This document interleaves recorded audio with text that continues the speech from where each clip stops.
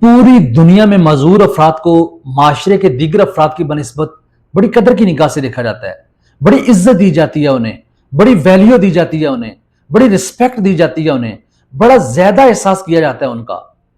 لیکن بدقسمتی سے ہمارے ہاں اگر کسی کی آنکھ خراب ہے یا کسی کو دھندلا دکھائی دیتا ہے تو اسے بڑے طنز سے اور بڑا چک کے کہنا کہیں گے۔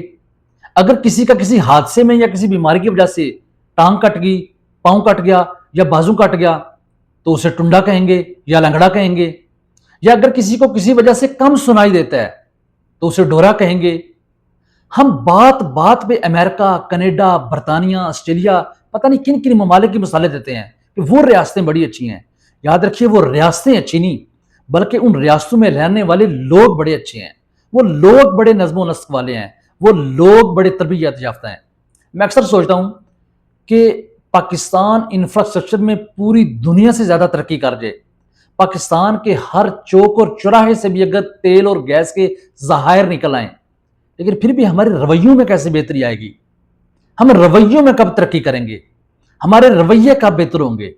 اس متعلق مجھے، آپ کو اور ہم سب کو اپنے اپنے گریبانوں میں جھانکنے کی ضرورت ہے۔ بہت شکریہ۔